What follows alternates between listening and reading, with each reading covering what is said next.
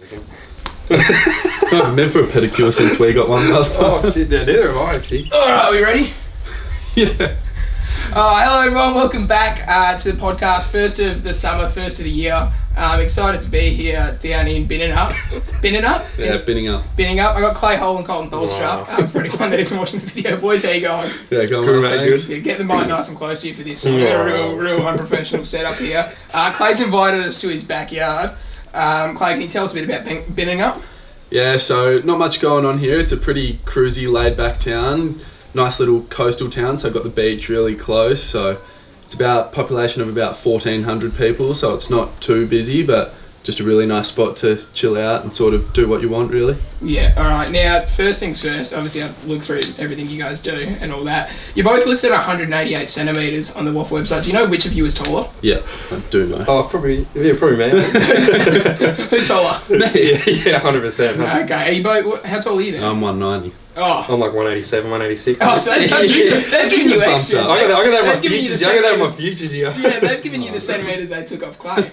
Now, also, you're both ex-roommates. So, Clay, why did you move out? Do you hate Colton? I got the boot. I got kicked out. Nah, his parents were coming up to stay quite frequently, so I didn't really need to be there, to be honest, after Champs. I was back at Peel, so I moved pretty close to Mandurah just to be closer to Peel, so time was well spent with Colton before it come to an end. Yeah, Colton, what was Clay like as a roommate? Smelt of it. No, it was good. I think we got on quite well. Everything sort of clicked well, and we had a pretty good routine going with the food, cooking, cleaning, and things like that. And I think it was also good just to have someone else there. I think very similar interests and things like that. So it got on quite well. Yeah, now obviously players live together often when they're on a list, but like when you're not on a list yet, I think it's pretty rare that two draft prospects are living together. When you're at different clubs as well, when you're at home, you guys sort of like pushing each other with little extras, that sort of thing, trying to make sure you're sticking to professional stuff, or is it really when you're home together you switch off, footy is not in your mind at all? Oh, it was a bit of both, really. On nights that we had training as such, like we'd both be pushing each other to sort of rock up to training early so we can do a few extras. But then when it's away from training and it's not a training day, we tend to switch off from footy quite easily. We just generally go get a coffee, go for a walk, don't even talk about footy as such, really, because it consumes our life quite a fair bit when we are at training. And on the off nights, sometimes we go into the club and we do a bit of sort of vision with the coaches and stuff like that. So when we do get time to switch off, we generally did, which sort of helped me a fair bit this year, so that was good. Yeah, I think just on that, I think like when we were at home, like we were just normal, I guess. Like wasn't too much footy at all. And then I think through the state champs and things like that, like we'll be at home watching our own vision and things like that. And I think it was just good also when we were talking about footy, like we had someone else there to get a different opinion on as well. But I think when we were at home, I think we were just we were pretty casual, pretty chill, and just had a good laugh. So it was good. When did you two actually meet each other?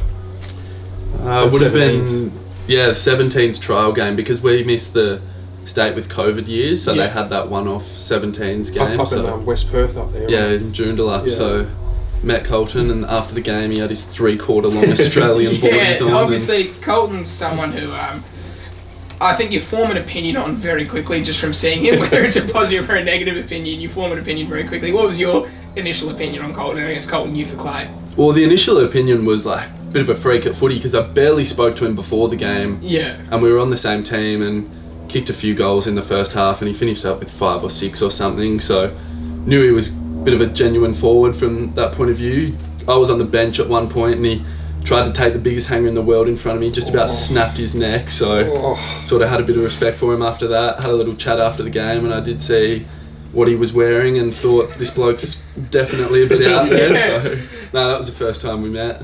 I think like for me, I think because we were like obviously a lot of different teams sort of in there, like obviously like all the Subi boys were together. I think we had all the Peel boys. I think East Perth, I think Harbour's in there as well. Like everyone sort of kept to their own sort of clubs, but I feel like me and Clay, being the extroverts we are, I think we sort of mingled quite well. Like we obviously talked a fair bit throughout the game, and obviously after as well. So I think he was someone that I sort of like got to know like a fair bit, I think, on that day. And I think we both put ourselves out there quite well, and we got on pretty well, so it was good. Yeah, now you're both country boys. When you go to Perth, was there any, as Perth to the country, it is different, but it's not a massive difference comparative to some of the other cities. Was it a bit of a culture shock for both of you when you both initially moved up to Perth? I think the biggest thing for me was I think the space. I think like everything's like you crowd, everything's out. I think like me being in that Como area, like obviously Clay would know too. Like you can't just like get out in the backyard and like go do all this bit of that. But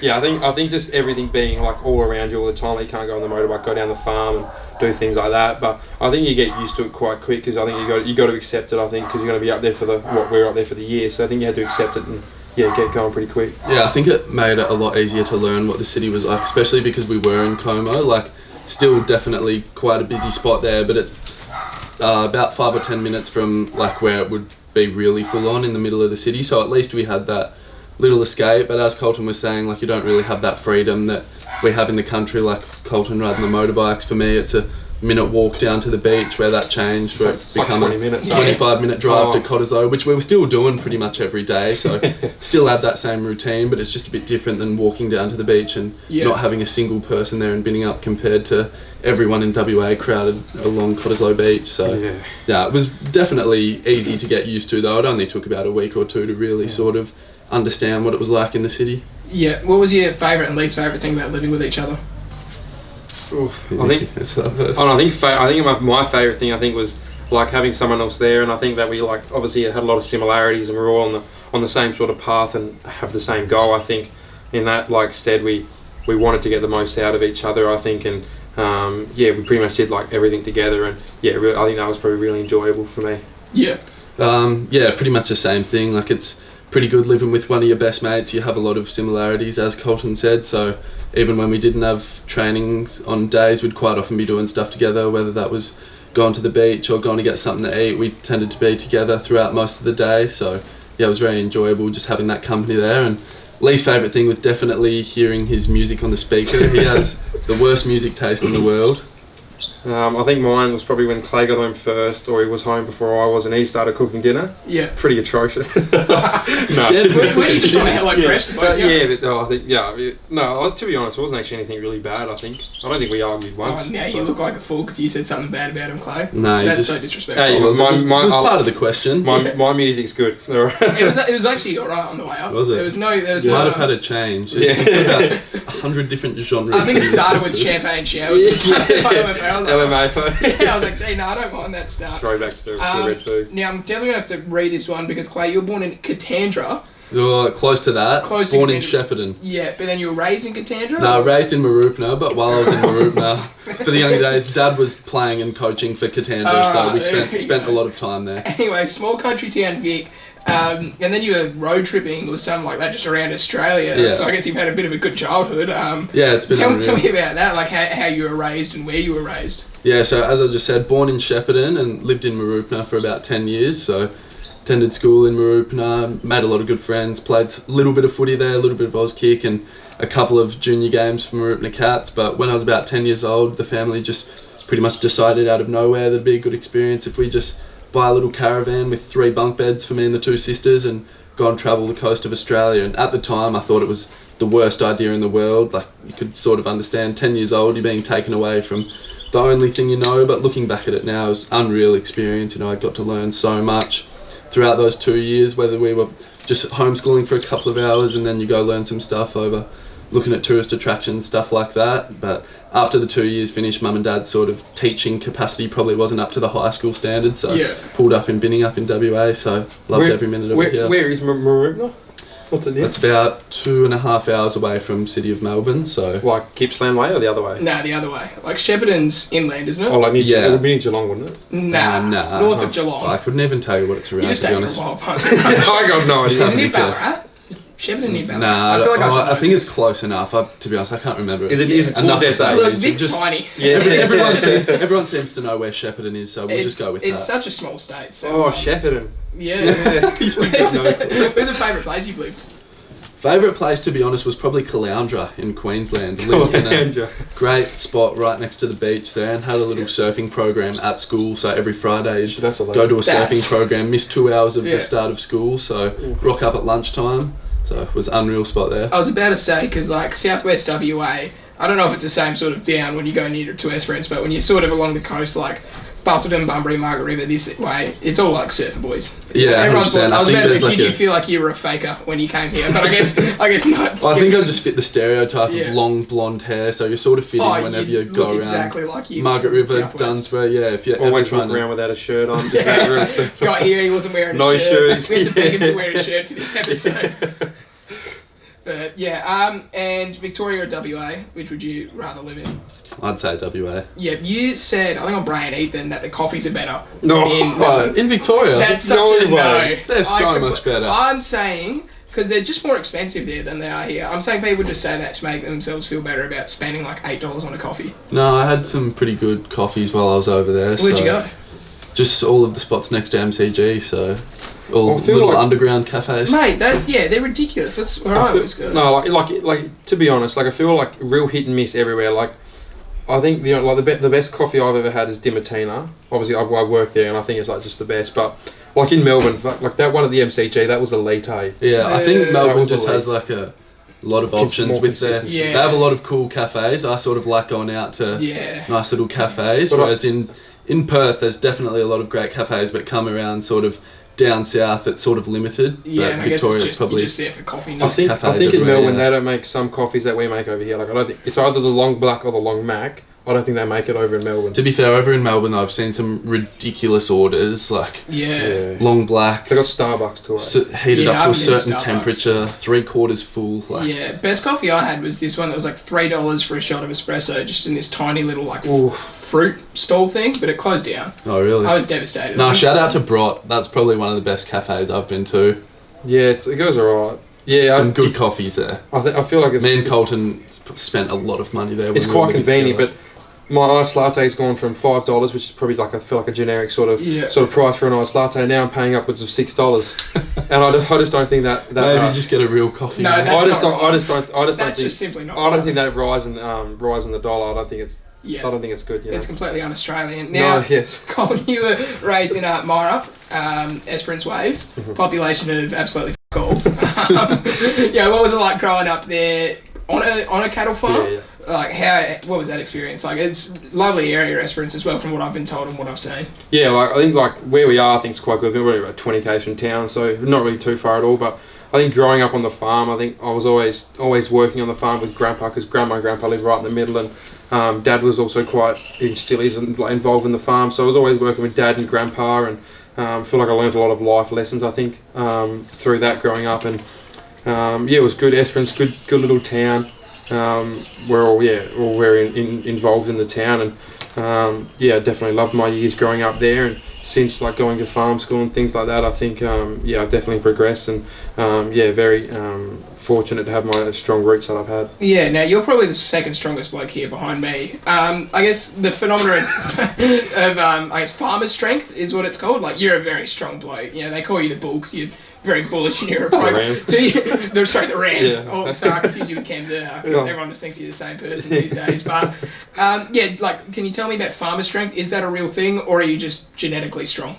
No, I feel like 100%. I feel like on the farm, if I wore shoes down the farm, Grandpa'd tell me off. He'd say, "What the bloody hell are you wearing shoes for?"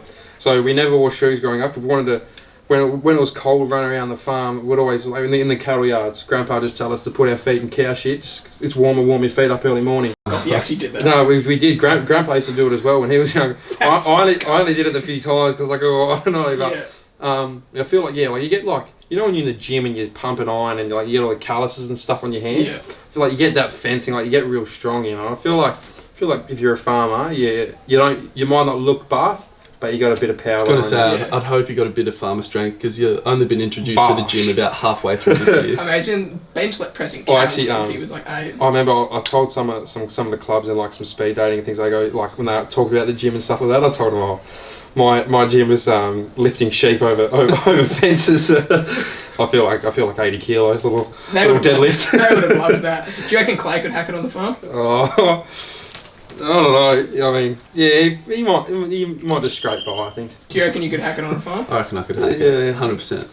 Now, you moved to Cunderton for ag school. What was that like? What do you actually learn at ag school? Like, what does a school for farming actually, contain?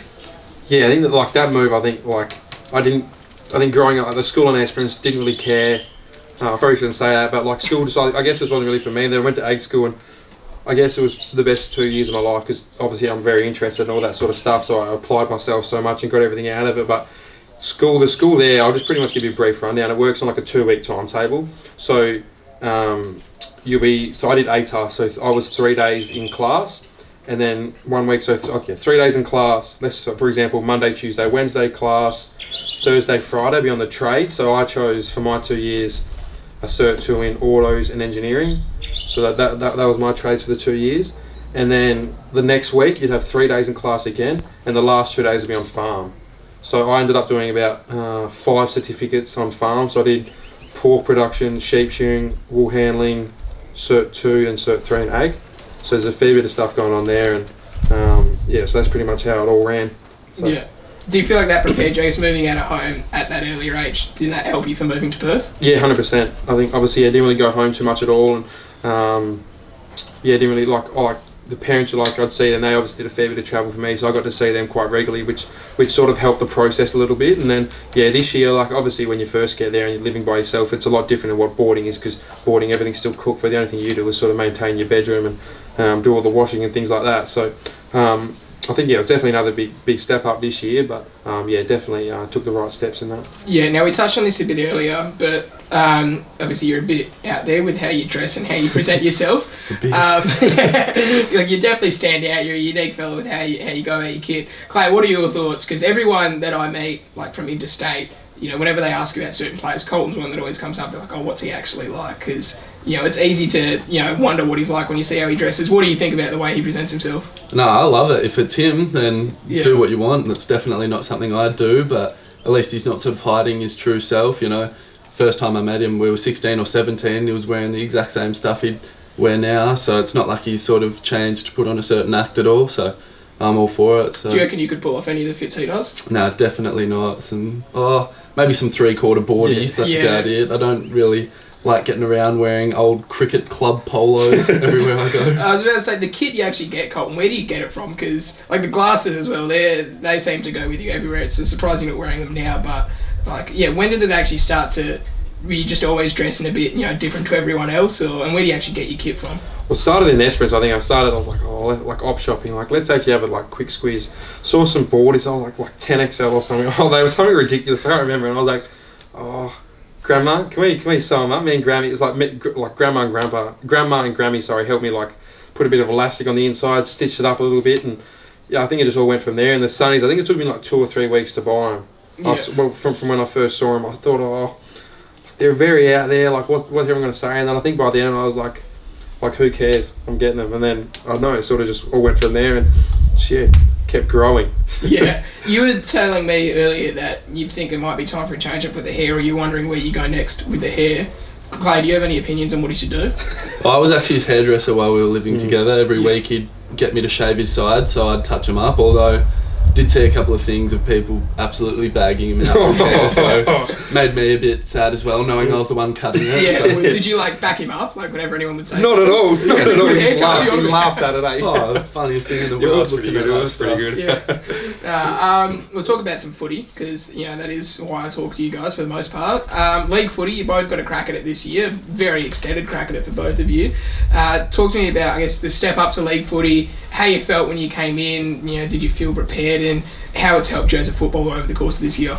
No, I loved it. The whole pre-season sort of really set me up for my season, I think, just really getting used to the bigger bodies, because previous to this year I've only versed people my age or maybe a year or two older, and typically they're all the same sort of size as you when you're that age, but then when you step up to that level you have some people who are up to 30 years old and they've been able to work on their body for a long time, so the step up is definitely fairly significant. But throughout the pre-season, each time you'd do a bit of match sim and you'd get tackled or you'd tackle someone, you sort of just get used to it week by week, and then being able to have a couple of practice match games. I actually come up against Colton in the first practice match game, I think. Took you half a game to get on the field, eh? Yeah, well, I was only playing half a game, so I was itching to get out there, come out at half time and play the rest of the game, and that sort of set me up as well. So just kept learning week by week what the game style was like and what the physicality was like, and then was lucky enough to make my debut in round 2, and from there I think I just kept growing and kept getting used to the game and just loved every minute of it, especially the step up in terms of physicality and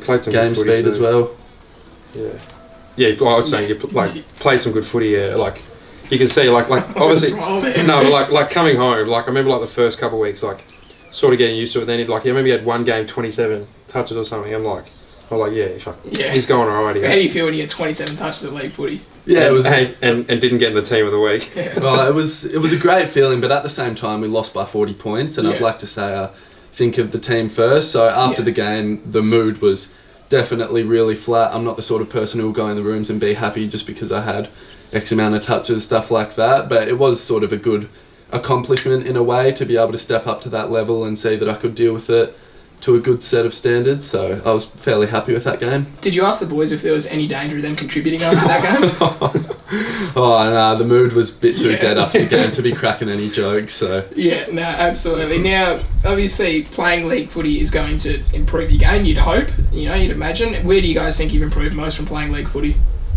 I'd say sort of just the inside game. I've only really become a midfielder the past couple of years. Before that I was a defender, so just being able to work on that midfield craft, especially when you come up against teams such as East Perth. They've got Shoemaker, Brayshaw, Crowd and the Subiaco ex-AFL players. They know the game inside out at the waffle level, so just to be able to really work on that craft on the inside and figure out what they do at stoppages and boundary throw-ins, stuff like that, just to be able to get themselves in the best spot to win the ball, but then how they also get on the outside and just win as much of the ball as they can pretty much was probably a really good learning experience for me. Yeah, yourself? I think for me, like just growth as a player, I think overall, like knowledge and stuff of the footy, like I feel like at Subi we had some great mentors like Ben Sokol and even Angus Dewar in the back line were like people in, like, across the whole board really. And then coming up against obviously then bigger bodies, like I think I probably got a bit of a head start over Clay. I think playing in Cundon, and I was played league at 15 against like Quinton Lynch and things like that. So I think I had a bit of a head start against like the bigger bodies, and coming in obviously like a massive step up from what Kolt is. But I think the first few games, my first game I did okay, but then like it is hard. I think it's very hard. Like I knew like in the forward line, like you have to fight for one touch, but like at the end of the day, it's not about like the touch. Like some games, you'd feel like you're not touching the footy, but you still feel like you're involved in the game and like you're doing pressure acts and things like that. So it's a real weird sort of feeling. But I think growth as a player is definitely one that I've got. I get you completely. I never get any touches in a game that just contribute. You feel like you're in it, yeah. Yeah, I always feel culture, like I'm in it. Just maybe like a soccer or like a shepherd or something, and you're asking for the 1%ers, yeah. Exactly. There's a bit of communication. I'm really just about the intangibles. We're basically a runner. Yeah, no, please don't say that. That's really rude. Did you ever play each other in league footy?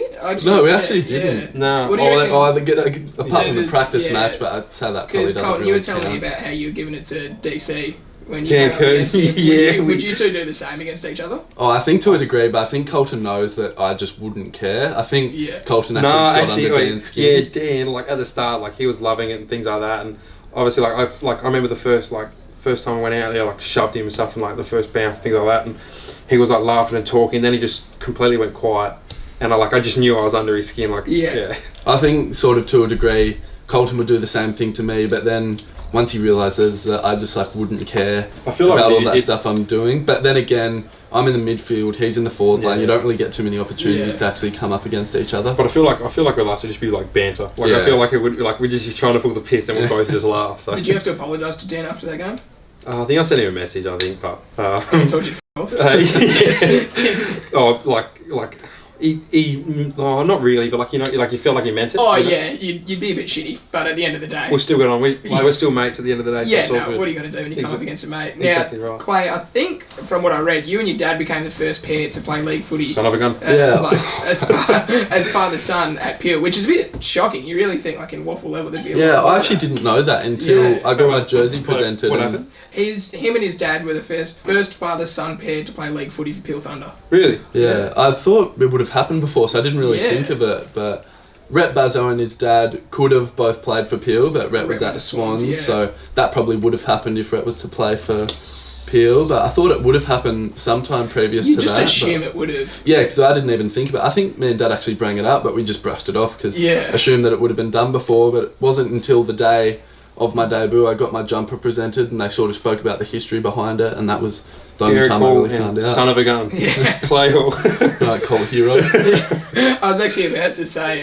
just in terms of, I'll say it now, in terms of like the like I guess articles, and it's always the exact same shit with the times, and you both just brought it up there. Both the exact same Son of a thing. gun and Colt hero spelled Colt. It's like so shocking to read it. Like start of the year, it's an easy free hit. You know, in April, use it. It's November now. Are you guys sick of seeing that? Like how often does that get sent to you? I think Dad wrapped it up perfectly when we had an interview with Seven the other week. Like what he did with his footy in AFL was so long ago that it's almost irrelevant to this point now. Like he can help me as much as he can along my journey, but at the end of the day, he's not playing my footy for me. It's everything that I'm doing. I'm putting in the work. I'm doing the gym. I'm playing the footy. So it should be sort of reflected on myself. But I guess when you have that history, it's always going to be brought up. But it does get a touch annoying. Yeah, and Colt hero.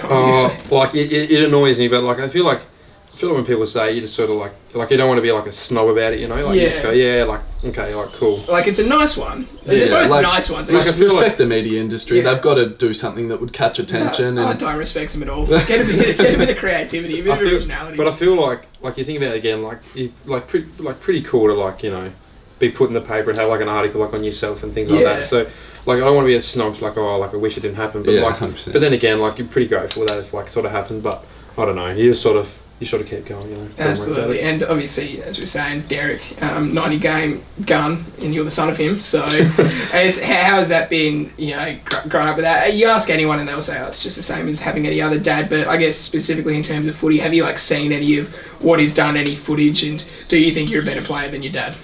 Oh, that's a big shout to be able to answer that. I genuinely haven't seen a lot of vision of him playing. I saw a few videos. I think he was quite a good mark back in the day. So. Probably complete Maybe opposite that's why Rookie players. put you down as an aerial beast. Yeah, we're quite opposite players, like pretty much polar opposite. But it's been pretty cool just to know that he sort of made that level that I'm still aspiring to get to. But to be honest, it is quite similar to any other kid. You know, as I said before, what he did was so long ago that you almost forget about it as such. And he is just a supportive dad that you can sort of lean on with footy, which you'd hope most prospects are able to do as well, but it is just cool to be able to reflect on it and think that he made the level that I'm trying to get to. Have you been able to meet any like ex-Geelong or West Coast players like through your dad, like any legends through him? I did quite some time ago. There was like a fundraiser game for all the ex-players in Perth, and I got to go into the change rooms, got a few photos with Billy Brownless and some players like that, but other than that, if Dad's catching up with an old West Coast or Geelong mate, I'll be able to sort of say hi to them, but not too many sort of major ones like your Gary Ablett Senior or anything. Yeah. Now, Colton, speaking of West Coast, you got to train with him in the pre-season. What was that experience like, I guess, just to start off with?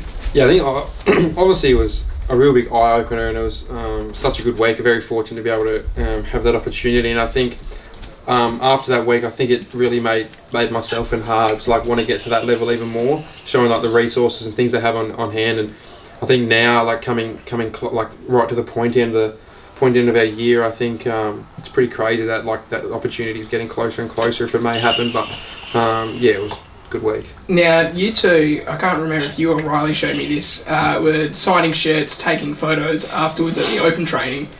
Yeah. Yeah, so what happened there? He would have been the first to jump. Yeah, were you pretending you were a player? Did you tell people you weren't? No, so what happened was, so Mum was there. Mum was up in Perth that week, so she come down, wanted to get a photo, which I thought, we've got to get a photo with Mum. Then all these little kids just started running to us, and I looked at Hards, and I was like, hey, let's sign a couple. Like, these poor kids had no idea, like, that we didn't play, I don't think, but hey, you know, we signed a couple shirts. There's a couple photos of me and Hard signing like shirts and things like that. I think I've got them on my phone. So it was pretty cool, and I just wanted to get a photo with Mum in the end. So signed the back of Mum's phone case as well. She goes, "Can you sign this?" Now you've also had interactions with fans. Was it Vic Metro game? You had all your fans coming to Yeah, the fans were just family. So fans. No, you had one in Peel. There's a photo of you signing stuff in Peel. Yeah, I think because at Peel, a lot of kids come for the Freo players, and I think they just assumed I was a Freo player. So if I had have asked any of the kids, do you know what my name is? I don't think any of them would have had a clue. You think back to when you were a kid, and like I remember especially like at the cricket, just constantly asking for like signatures. I had no clue who they were. I remember one time I gave like a little bat to Nathan Remington, and he like gave it back to me. He's like, I signed this already. I was like, oh, cool. Yeah, I had a couple of them at Peel this year. You'd maybe sign something before the game, and you look at it after the game. It's got 1 million signatures, and I might have put it twice, but don't want to knock them back. So I feel like this year, like there was a lot of kids that come on the field. Like I feel like most of us Subi boys, I don't know, but it probably would have been the same for you. But like after the game, like heaps of kids would come on the field and sign stuff. And I remember like when I'm forward, like all these kids are yelling like, "Can I have your boots? Can I have your boots?" I feel like that's only sort of because I reckon they watch a lot of AFL and like in the AFL what happens and. Like it's pretty cool. They're like, "Oh, can I have do you ever get kids message like on Instagram like, "Can I have your boots?" and stuff? Yeah, dude, that's like a bit of a trend happening now. Yeah, like I thought it was pretty cute, but like there were kids come up to you and sign your stuff. I had one kid down in Peel wearing all Subi stuff. Really? After that game, we got kicked out, but yeah, remember after the Peel games, we're done. Like we're walking off. Yeah. That many kids just flood through all the Peel boys. I was like, oh, it's pretty cool, but yeah. They Michael Rudd from Vic Country, that Vic Country vs WA game. He had someone ask him for his boots. Pretty sure it's one of the state girls asked him for his boots, and he gave away his boots. Oh, really? Would you ever give away your boots if someone asked, or are you too? Because I mean, boots are expensive. No, because I coached at Aquinas this year. Yeah. And it was last training. He said, let's do a goal king thing. Whoever gets all these goals in, like I'll give you a pair of my old boots. And I've got them at home signed, but the kid I was going to give them to, we played in our last PSA game against Scotch. I was going to give it to him after the game, things like that. And I think he broke his wrist or something. So I've still got him at home. His dad's our midfield coach, so I still got to give him to him. But I think that these were like my old ones. But yeah. Yeah, I love my boots. I've got a massive collection of them and have some that I probably won't wear too much in the coming year. So I reckon maybe if it was the end of the season or something, like you bring spare boots. Even after the boys lost the grand final, they were good enough. A few of them went out and gave some kids their boots, like Drizzy, Carl Warner. Yeah. I guess end of the season, if your boots are pretty battled from throughout the year. If you're a listed player, I feel like if you're an AFL player and you're getting like you just hit up the yeah, 100%. Maybe if it was halfway through the year this year and I'm wearing some of my favourite tempos, I'm sort of just going to keep walking into the change room, hold on to them. Who's that guy that you said like had the same boots for like 14 years? Oh, Blair Bell. Oh. Yeah, shout out to Bally's boots. No clue how they held it together for that long. Hopefully he's retired those things. He's a solid guy. Eh? Oh, he's huge, mate. Now, just benches 150 quietly. That's like Colton with the cattle, to be fair. Yeah, kill that. State champs. Obviously, that was exciting. You did miss out on your first game, Colton. But talk to me about that experience of us getting together with the group. You sort of doing that professional lifestyle, sort of like an AFL club would, travelling, all that. You boys both were in the squad last year, but this year you come in and you're the big dogs of it all. So how did that feel to be a part of that group? Yeah, I feel like this year, last year I feel like this year we were a lot more tighter as a group. I think me and Clay were lucky enough to be the vice captains, and same as Kurt, and I think Hards was such a great captain. I think he was a perfect fit for it. And I think we just all bonded so well together.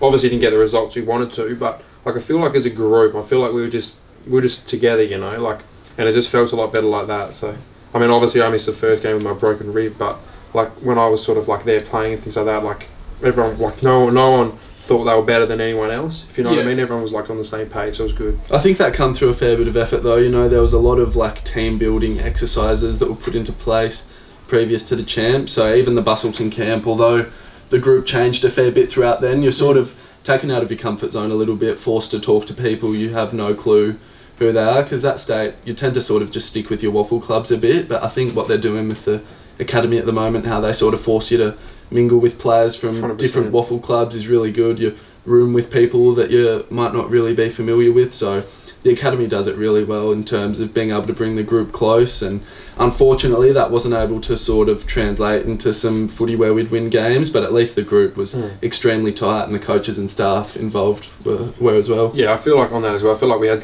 such good coaches as well.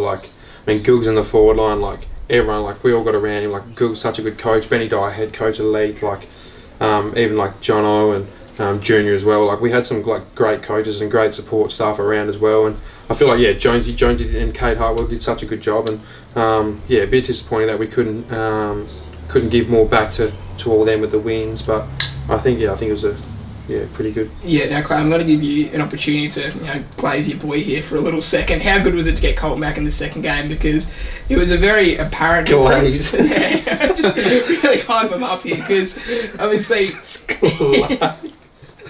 Sorry, I'm trying to ask a question. No, you're it's right. a professional setup this, and when you get someone like Colton back in the state champs after that first game, which was frankly appalling, I think you can say the same. It wasn't fun to watch. I can't imagine it was fun to play. How good was it to get Colton back in that? How much of a difference did it feel like there was with Colton? Yeah, it was great. Even if he sort of didn't have the ball, you could just sense each time the ball went into the forward line, if someone else would kick a goal, he was just a bit of an energizer bunny. Like there's no way the forward line could have had a dead mood while Colton was in there. Each time someone kicked a goal, or each time one of the midfielders delivered a nice entry, he was up and about, sort of dove about 10 metres just to get a smother one time. So I think even from the back line, like they see that, they want to sort of translate that same sort of energy. So I think it just lifted the whole team, having that sort of energizer player back in the team, and even just his mood, even if he wasn't doing a footy act, he was always up and about, just using his communication. So having that back in the side after a very disappointing loss was great. But I appreciate that, but I feel I don't know, everything, the whole team, I think, just had a different feel to it. I think I was getting absolutely pumped that first game. I feel like everyone just wanted to come back and just I feel like we're all such competitive people. Like everyone wanted to just play well. Everyone wanted to do the best they could, for the team as well. And I feel like I just come back into the side and everyone just forgot about that last 2 weeks ago, and we're all just new people and all had the same desire. Yeah, now you obviously got the win in that game, but I feel like your favourite game would have been the one at the Wacker, because, as a spectator in that game, I went to a fair few games this year. Obviously, living in Melbourne, there's a few good ones at the G, but that was probably my favourite game I've been to and watched. Even though the boys didn't get up, it was a close one.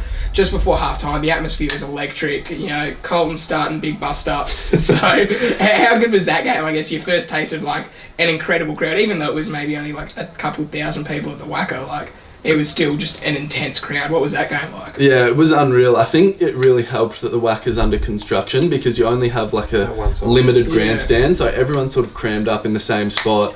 And to be honest, I had no clue what the crowd was like, because you're out there, you're playing, you don't even notice running to the bench, you don't notice at all. Look, I was right there behind the bench and just maybe hoping for a little wave. Yeah, or no, something. you've genuinely got so much focus on the game that you really don't have any interest in the crowd whatsoever. But there was a point after half-time where Luke Kelly did an amazing tackle. Yeah. And it was loud. His mates were all right in front of me. Oh, mate, it was unreal. I think he got about 2 or 3 holding the ball. He just had that string of 5-10 and minutes. each time, the crowd just got louder each time, and it just sort of lifted the whole team. Yeah, all the Guildford Grammar boys were in that one section behind the bench, and it was electric. He's a ball. He's a ball. It was so I think maybe half-time I even got to realise a little bit, because big dog Colton here decided to start the biggest brawl. But then this whole team versus whole team, and then as we were walking off, we can hear where Vic Country are, but there's just booing. I was like, there is no way. But then I realised that there was a few people there. Yeah, I partially felt bad, because obviously I know all the boys in the draft class, and I did, all the Vic Country boys I've seen, I've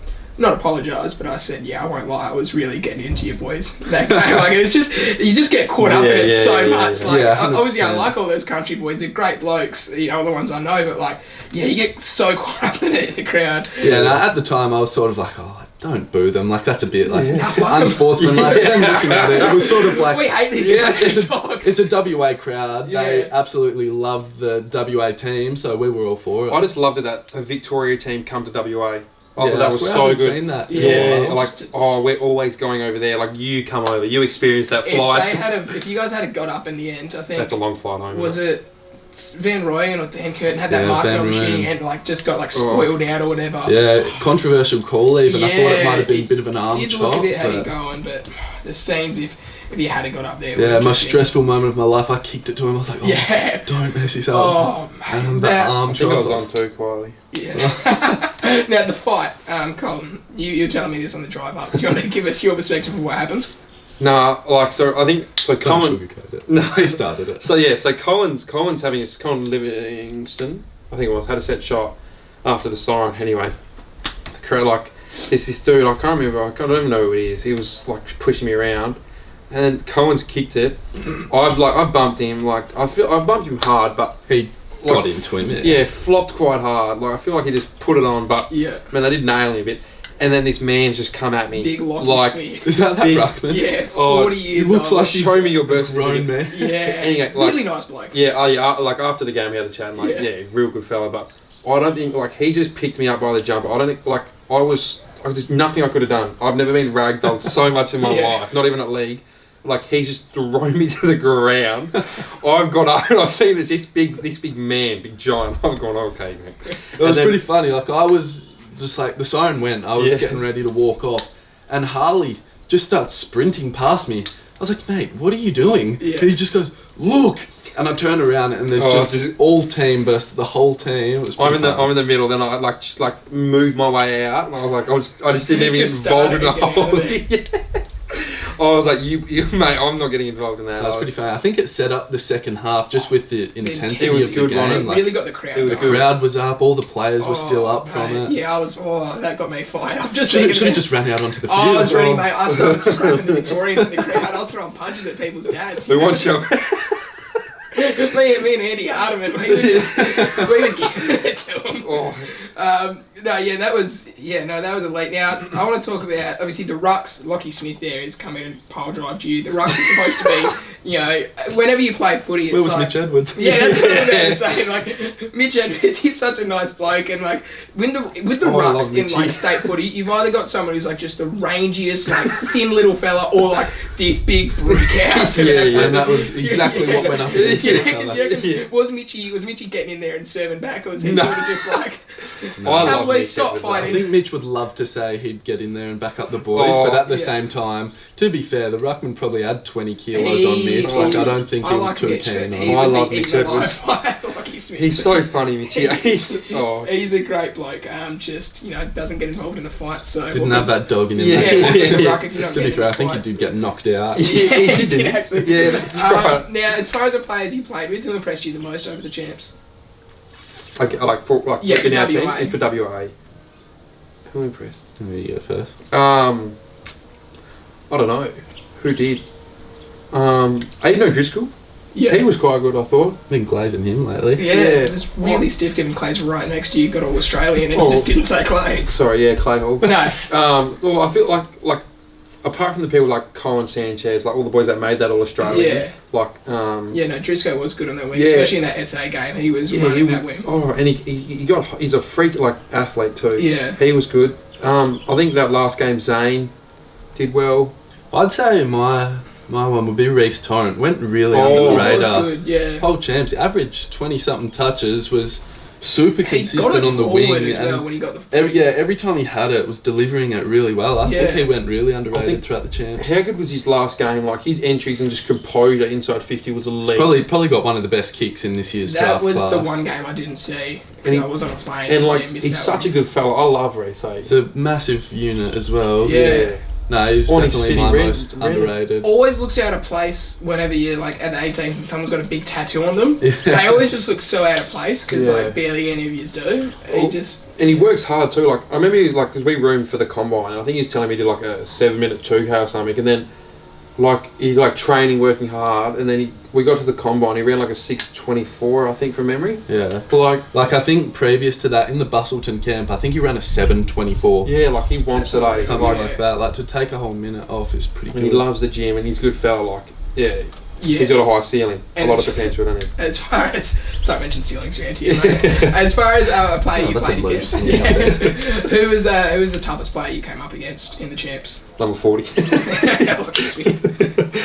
It's probably a bit of a stereotypical answer, but the game we just touched on, after quarter time, I got the role, not a tagging role as such on Harley, but sort of no one could really match his size in the midfield. We've got Luke Kelly, quite a smaller midfielder. I took 2 good clunks on him actually. Yeah, I actually got him to the ground. The one in the goal square. So. So I was just manning him up at the stoppages, boundary throw-ins as such. So he got you a good palm too. I see. Then I dropped him after that. He did get the better of me that day. You're probably just hoping I don't. But he was definitely one of the toughest opponents, probably along with Riley Sanders as well. Yeah, just a couple of good midfielders. Absolutely. Now speaking of good midfielders. Right there, a little All-Australian here. You were the one non-allied All-Australian midfielder. How did that feel to get into that midfield group? When you see the All-Australian, obviously it doesn't count for anything. It's all about the team. You're upset that the team didn't get up. Got to feel pretty good to get an All-Australian honour at the end of that. Yeah, no, 100%. Did feel really good. Just a good accomplishment sort of thing. But as you just said, like it was definitely something that I would have loved to have made a team thing. I would have loved to have won a few more games and seen a few more boys sort of put themselves out there, seeing how we really could have gone if we were putting our best foot forward. But yeah, it was really cool to be able to look at that and just get a little bit of recognition, definitely considering I was the only non-allied midfielder in there with some really good midfielders in this year's class. So. Pretty good effort. Like Allies had a pretty stacked team, eh? Dan Curtin's stiff to get shifted to halfback. Yeah. I think that's where he played his best footy this year, but easily could have been an All-Oz midfielder as well. I feel like being in the forward line too, like as soon as when Clay, like that SA game, like I think there's multiple times Clay's got it under the wing storming out of the midfield, like it's coming in deep and you're turning up. Watching the game, it's really hard to tell because you're like so inside. There's always players like around you. When I was like sitting at ground level, it was like I missed a lot of what was happening in the midfield because it's real blank and you miss it. There's people around, so it's kind of crowded. And then I'd see your stats at the end of the game and you'd have like 30 on it and be like, how is this coming about? Colt, when you're seeing Clay out there, like how impressive is it to watch him just run it in the midfield and I guess end up as an All-Australian? I think as a forward is what you want to see. Like that's what you want. You want your midfielders like getting in there. Like I think that's why Clay and Dan work well. Like Clay's in there, he's getting the ball, he's getting hard. Dan's there, Dan's on the outside, might get a good one here. But like seeing Clay, like in that SA game, I think that was probably the best that I saw in that Vic Country game actually too. Like just coming out of the midfield, I think storming out and just kicking it in long. Like me being a high half forward, like having to rotate back and turn up to it, like going in, and even the entries as well. Like I think for us as a forward and for a team, I think it was what we wanted. So, and his two-way running also I think was quite good. Like I feel like he helped out the backs a fair bit too. So and I think that All-Australian achievement really just sort of summarises the whole lot and tells you how good his state champs actually was, folks. The mics are cut. I forgot to bring a charger for the laptop, so we're just rolling off the... What was it that you needed to check in the bag for before we left? Just had the SD card. Oh, well, that's but probably should have also checked the charger though. These things happen. We ball. I'm used to recording 5 minutes from home, not 5 hours from home. Now, obviously, it's an hour and a half. It feels good. Yeah. I was telling Colton, like in Vic, I drove 2.5 hours and I ended up in New South Wales the other day. What? Yeah, like I was driving to an episode in Moama, and that's like the other side of... Oh, really? Yeah. Oh, that was pretty cool, driving to another state. Did you have to go through like the border thing? Just went over a little bridge. Oh, right. Usually you have like the... Don't you usually have people stopping you? Just said, just said, I've never driven to another state before. Just said, welcome to New South Wales. It's pretty cool. It's like Darty. That's so good. Now, as far as state footy goes, the team song, what is the team song and how many people actually know it? It's the Sydney Swans team song, and... You don't know the song, do you? Well, I mean... No. Oh, I had no clue. I think it was put on a speaker. Yeah. I think it was actually a lot of the boys' local songs. Might even be Swan District's song. So a few people knew it, and I was just doing like... I had no clue what it was. Out of my 9 state appearances, I only sung it 3 times, I reckon. And it's a very long time between singing it from the last time. So, no, I think I'm just with you. I think there's like them 2 or 3 that really get it going. Everyone's like, man. Do you think, like, obviously, prepare to win, you're going to win sort of thing. Do you think the fact that you didn't revise the song probably leads to you guys losing more games because you're not preparing for a win? No, I think the opposite. Bit of a whack there, but I think maybe you could think if you manifest winning that you do win. Like if you know the team song, you know what you need to do to go out there and perform. You've just left that one piece of preparation out, so you're fully prepared. We'll never know. Hindsight's a great thing. Maybe if we learnt the song, we would have gone undefeated. Yeah, that's what it is. I bet the Allies knew their song. Yeah, maybe they studied that. Only reason they went undefeated. Yeah, no, absolutely. Now, as far as players, you would have done a bit of rooming with blokes over the champs. Who's someone you'd like least want to room with? Drizzy, 100%. Even with his beatboxing. Yeah. I won that. Oh no, Drizzy. Yeah, he's just too chaotic for me, I reckon. I feel like for me, I feel like Drizzy would be fine for me. Yeah. No, don't get me wrong. Drizzy would be fine to room with. Just if I had the option, I'd probably like to. Although Colin Sanchez forgot to change his time on his phone. Somehow it didn't change. So he set an alarm for 7 o'clock and. Next minute he's in bed at 9 o'clock. We need to go to the game at like 9:30. Yeah. So Sanchez would have been a bit of a liability. Sanchez always in. I remember I did room with him in 17s, and he was always in bed like early as like. Yeah. To be fair, I'd hate to room with someone who goes to bed a lot earlier than what I do. I just like. Then you've got to be really quiet. Yeah. I don't know. Roomed with Mitch over the combine. That was pretty good. Oh, Mitchy. I room with him. Slim lanky. I room with him one time and real messy room, eh? We know like both of us. Like, we were just both like in disarray, but I don't know. I actually don't know. Probably Shit, I don't Actually, to be fair, probably Colton. I lived with him, so I don't want to fly away and room with someone I live with. Mate, you bring your Hello Fresh. Now, you both had injury woes to finish off the season. Colton, you managed to get back from your injury, but Clay, you really milked it so you didn't have to test in the one. Talk to me, I guess, about that experience. You're going to be obviously flat whenever you get an injury, especially in your draft year. You were both picking up some good form as well. So how does it feel to get those injuries? How have you worked through your injury issues and just rehab to get yourself best prepared? I feel like that's probably the worst bit. Like, I think for me, probably would have been the same for Clay. Like, it just comes as soon as like you're just starting finally with a form. I think for me, played the 2 league games. He had like I felt like I was just starting to finally with a form. Then bam, it happens. But I think like obviously like previously, like apart from this year, I haven't really been in rehab too much at all. And like I hate sitting on the sidelines, but I feel like that night that it sort of happens, you're upset, and then the next day it's just like you switch around. You're like, all right, what can I do now? Like, just get back in the rehab, get in the gym. But I feel like getting around the club, I think, is definitely something that I think it helps you because like you're around the family pretty much and teach you to be a fair bit of resilience. But there's always stuff you can do to get better as well. So yeah, it's definitely annoying. My injury with my back was something I carried throughout most of the season, really. I did it in a practice match for State against East Perth. I was just going back with the flight and got a knee in my back. And I think I previously had a bit of a dodgy back before that, but this just really aggravated it. What was the stress reaction?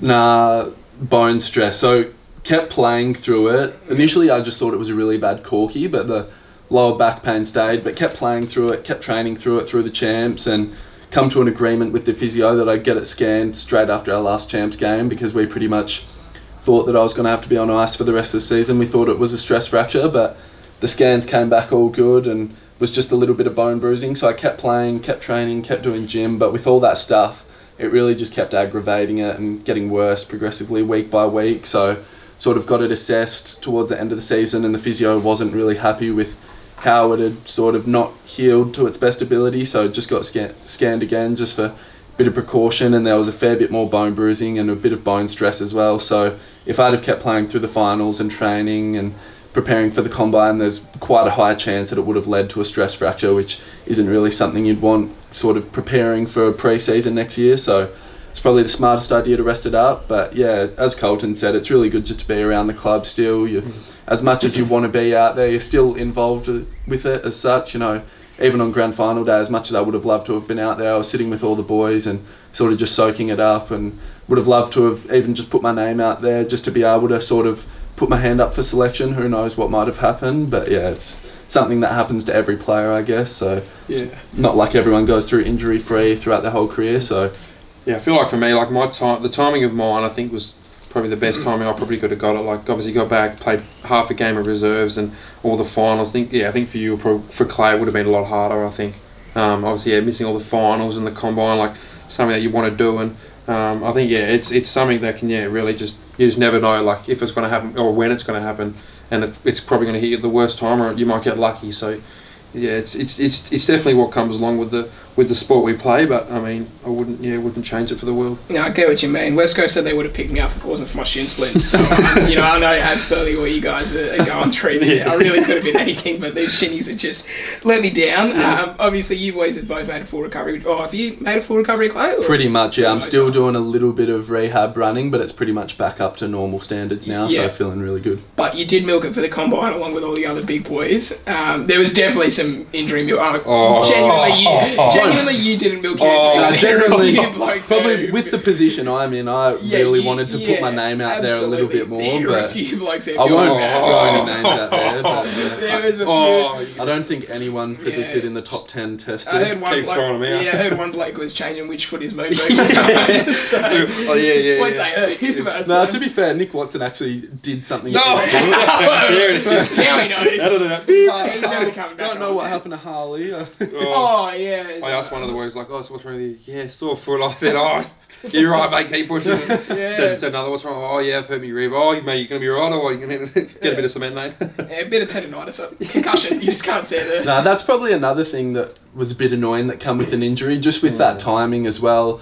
although it is just a bit of a funny joke, people thinking it is for the combine, you know, maybe for the predicted top 10, no need for them to do it, but I was really wanting to go out there and do that just to sort of put myself out there a little bit more. Same with like Evan Smith, he was a bit stiff because he's especially someone that would have wanted to perform well at the combine, but then 100%. We were sort of battling the same injury, so at least there was someone else could sort of relate to there. I don't know if you guys saw, but you said the video, like Harley Reid showed me this video. You see it like, because he obviously hurt his knee. Yeah, and like the video of it, like made me want to throw up. It was like he went, his leg was like fully straight, like bent back and like popped over. You know them ones?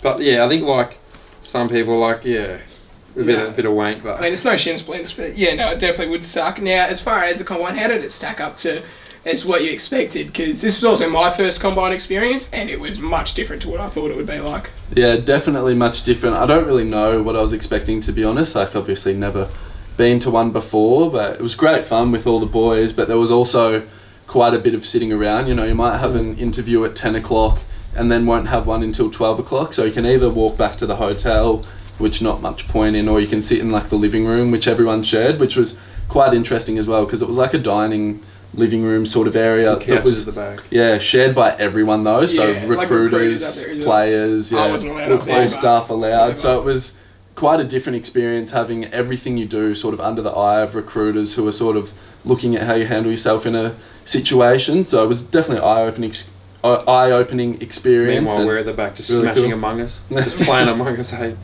great experience though. I loved it. How much, like obviously because you're sharing that space, what are you doing in the free time? Like, what was the main things to do in the free time, and how much interacting with blokes you've never met before? Because like, obviously I know who everyone is there. Like, even if I don't know them, I know who they are. Whereas you boys, you know, you've probably got lives, so like you're not that invested in the draft. So like, there'd be a bunch of blokes that you've never heard of before. So how much interacting 100%. With other people was there? I think for WA, I think we mostly interacted with SA. Yeah. So like we had a fair bit to do with them. The Vic there, because obviously a lot of Victorians there, but like obviously you mingle with the ones you sort of know. But I think like for myself personally, I had a fair bit going on over the weekend, so I wasn't really like, there were times I probably had like a 20-minute gap in between. But I think when I was like not really doing an interview or had nothing on, it was just like playing Among Us with the SA boys and a bit of UNO as well.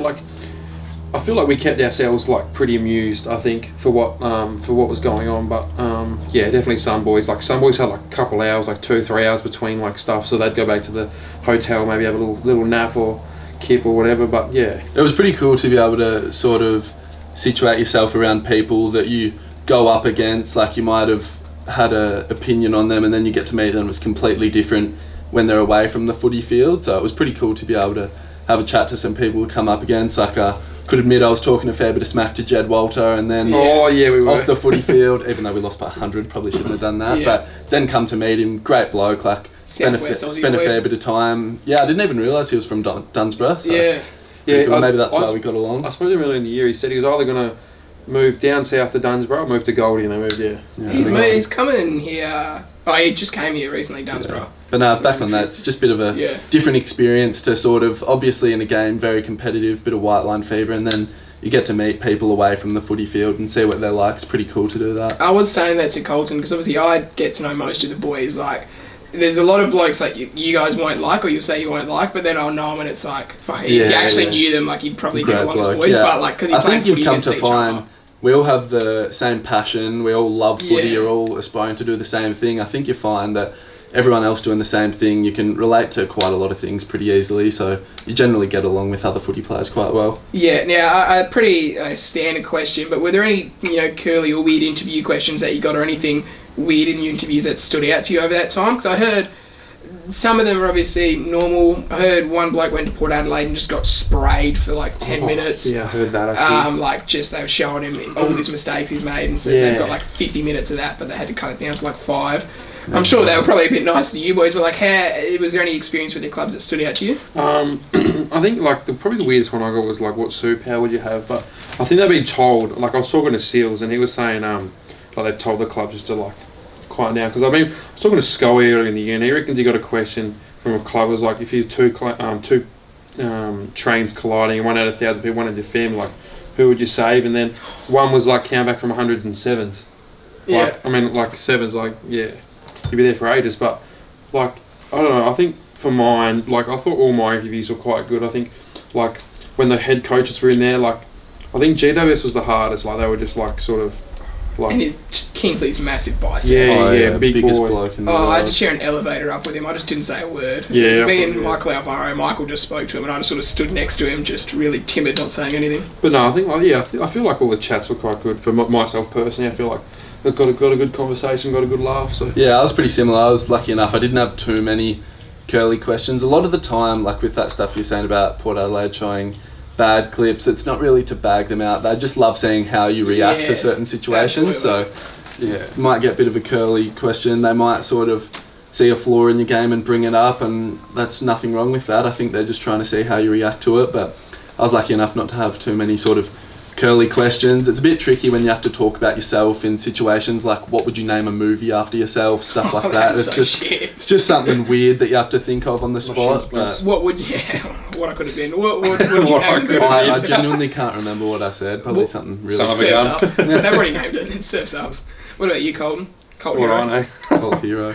Yeah, no, I don't know. The Ram. Yeah. Now, Colton, how did you feel about the testing that you did do? You dished up some good numbers. I guess for me, looking at that and thinking you've dished up some good numbers, were you happy with what you dished up? You expecting more? Or did you hit your targets? Did you supersede what you wanted?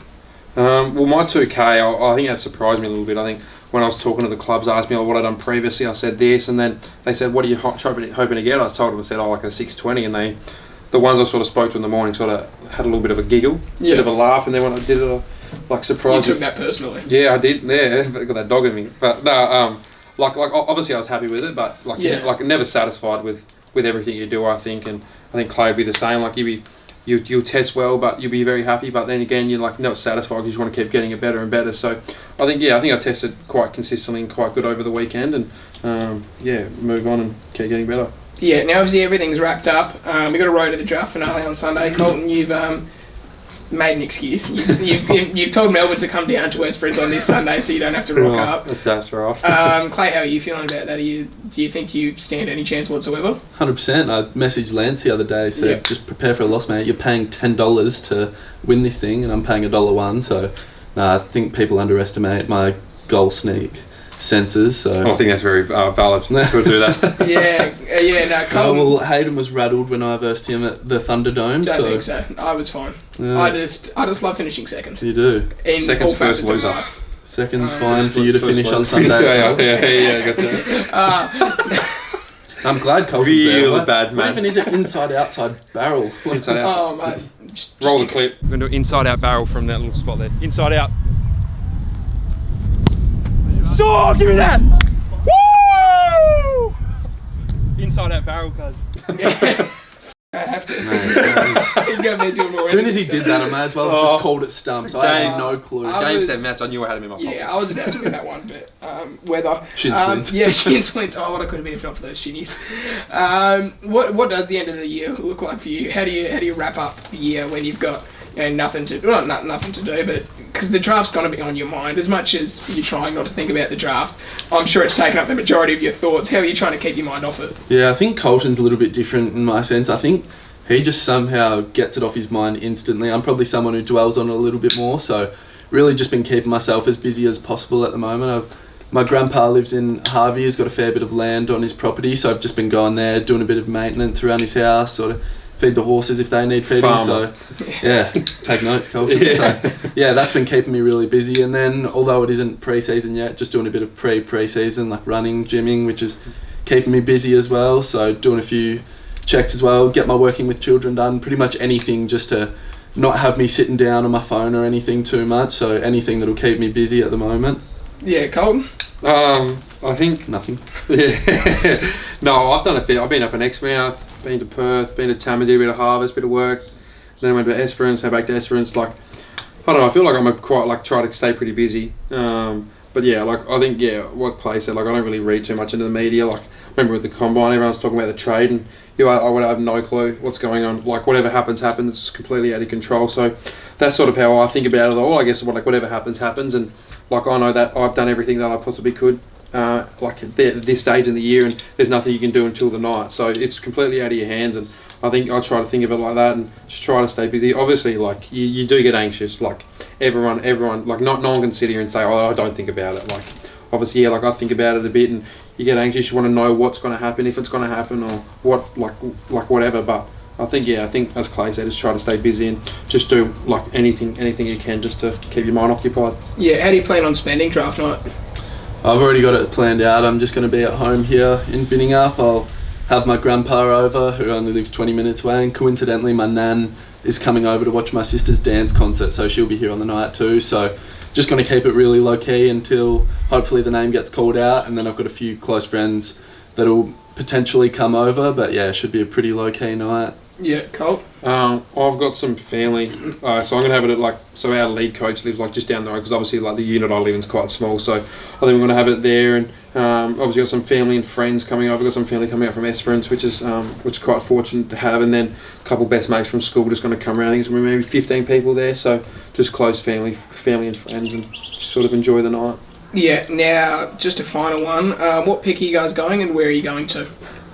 Oh, that is something that gets asked quite frequently, and mine's, yeah, I get asked where are you going? Could answer. Yeah, that's probably one. Well, the blokes who interview you and ask you where do you want to go is if you're not going to answer, I'm happy to go anywhere. Yeah, I don't know. I think maybe they're hoping for an odd reaction, but yeah, genuinely answering that question, I think Colton could answer it the same. You know, as he said, anything could happen on the night. Genuinely, no clue where you'll end up until it actually happens. Because I'll still trade picks and things like that. On the night, they can still trade picks, so you could think you're going to end up somewhere, and all of a sudden they've traded a pick. And clubs are just liars. They will just tell you absolute lies leading up to the draft. That's why I said try not to read into anything, because you never know what's on clubs' minds. You know, you might get picked up by someone you've never spoken to. So yeah, that's why I try to steer away from it, and won't sort of answer that question not knowing what's going to happen. Yeah, I think obviously you obviously don't know. No one knows until your name gets called out. So that is a big one, isn't it? Oh Jesus. March fly. Yeah, how are you? So yeah, I feel like Clay pretty much summed it all up there. You don't know. You'd be lucky in wanting to go somewhere. So I think he's anxious to hear your name get called. Just say pick 23 to West Coast next time. It's much easier if you could. I could get a clip out of that. Boys, that's all I've got for you. Thank you for I'd say thank you for coming out. But you didn't. Thank you for coming out. Don't worry about it. You want to end it? Yeah. Thanks, Clay, for having us in your humble abode. So nice to meet you. Thanks very much for coming down. Yeah. What a good idea. This was a great idea. I like this. I like great idea. I'm stoked. I didn't have to drive to Perth. Let's go recreate Surf's Up now.